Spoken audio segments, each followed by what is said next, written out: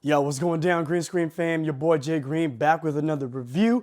As always, if this is your first time visiting my channel, welcome. And for those of you that are already subscribed, thank you for your support and welcome back. Now, I'm about to give you my review for Train to Busan. This movie came out in 2016 and I'm finally seeing it now. What you're gonna get in this review is what I think of it as a zombie film and what I think it's done for the zombie film culture, if you will. Did I like this movie? What did I like about it? What didn't I like about it? And do I think that this is a film that you should add to your Halloween watch list? Yo, rock with me.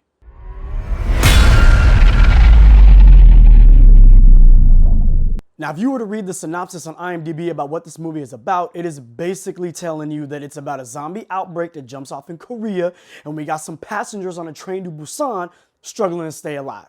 But what this movie is really about, it is about a father trying to do right by his daughter. Okay? We got this guy, he's working in finances, and like most men in the business industry, they might not be paying attention to their family as much as necessary, and it affects the children and the wives and all that sort of stuff. So this guy does something or is acting a type of way that's really making his daughter unhappy.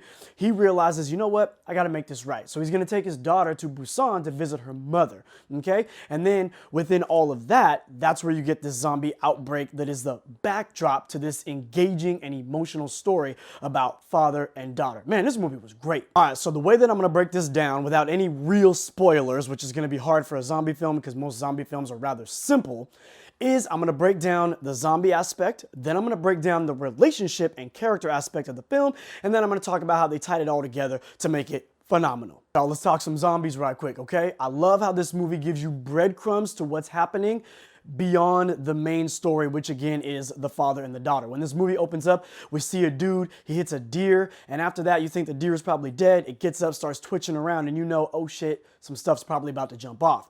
Later on down the line, as they're going to the train station, as they're on the train, you always see things in the background or the backdrop that's not at the focal point of the frame or whatever's going on in the moment that lets you know some stuff is going on outside. And y'all better watch out. I love how they tiptoed around it until they just boom, threw it right in your face. Now, in all of zombie culture, there's always been two basic types of zombies. You got the old school, super slow walking zombies, and then you got the new school, fast walking zombies, the type that'll be running 440s at the combine. You feel me?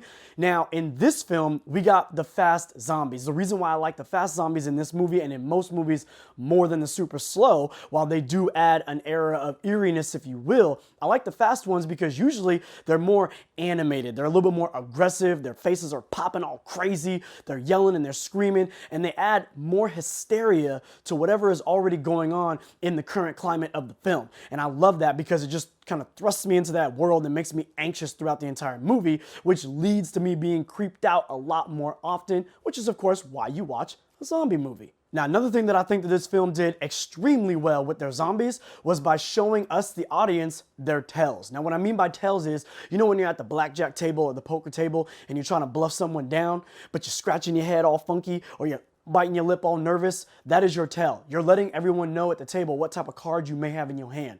Well, the movie showcases that the zombies, or the people that are going to turn into zombies, their eyes will glaze over blue, and it also gives us a timeline from when their eyes start to glaze to when they're full-on zombie swag and they gone forever. And I thought that they did that shit very, very well because it comes into handy later down the line when certain characters that we like in the film are about to turn into some zombies.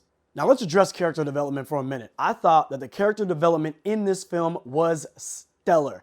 I promise you that I've probably not ever seen any better character development in a zombie film. Usually the characters in a zombie film are there to service the zombie film. You get to know someone just enough to like them or just enough not to like them so you don't care when they get killed, or someone that you like, you're sad when they get got, right? In this film, like I said, it's primarily about a father and his daughter. We learn full on why she's a little upset with him and how it's affecting him. He's realizing, damn, man, I'm kind of messing up. So as the movie's tracking along and we're meeting people that they're meeting, we're learning about these people just a touch, but liking them enough because they are in some way, shape, or form helping him understand maybe where he went wrong and how he can do better.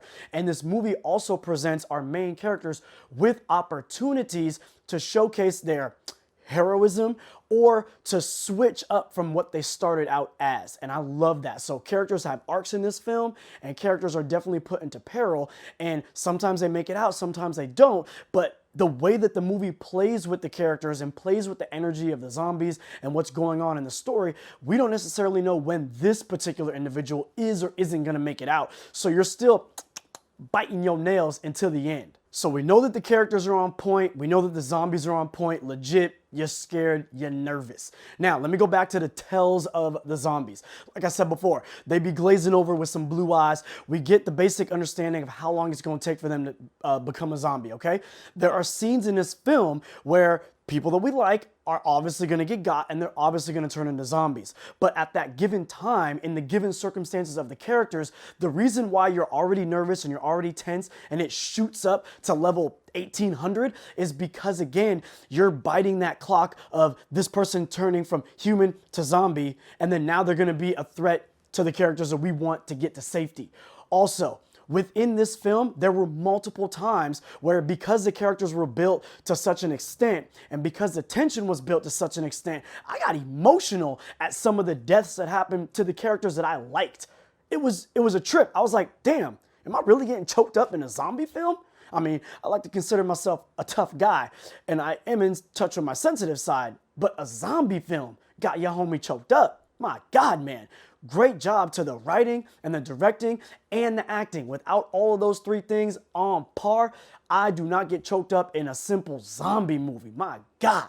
Now, if I'm nitpicking, the one thing that I was like, come on, man, about this film was that towards the end, when certain key characters get bit and they're about to turn into zombies, while their eyes glaze over blue and their skin's getting all pale and they're doing the whole zombie swag, they somewhat are still coherent, almost like the Hulk, right? He's supposed to be just out of his mind, but somehow they can all of a sudden still talk, and they can still kind of comprehend and go after a particular individual until eventually the zombie in them fully comes out. So I did think that was a little bit of a cheat because nobody in the previous portion of the film ever had that opportunity. But that, again, is about it. Other than that, I think this movie is flawless. All right, fam, you made it to the end of this video. Yo, thank you for hanging out with your homie for just a little while. If you haven't done it already, please do me a favor. Hit the like, hit the subscribe button. That would mean a whole lot to me. Helps out my channel.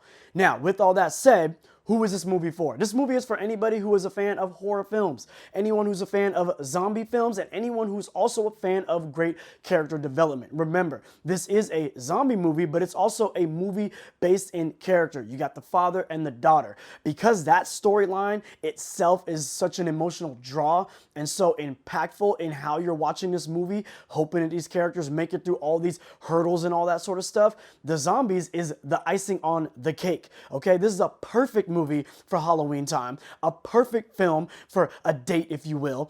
Not the type of film that you would just put on in the background because it's got subtitles all up and through this movie. This is a South Korean film. Now, I didn't say that earlier because I just wanted to break the movie down, but now that I've broken the movie down and how amazing it is, you might not be a fan of subtitle movies. You might not really be into that type of a thing. But I'm going to tell you like this. Sometimes you got to branch outside of your comfort zone, okay? I don't read that well. That's why I love movies. You feel me? But I read through this movie not even realizing it was subtitles until I turned it on. And I'm happy that I did it. This movie is phenomenal, subtitles and all. Great Halloween film. Great movie with an emotional draw. Well directed, well acted. You will be pleasantly surprised if you've never even heard of this film.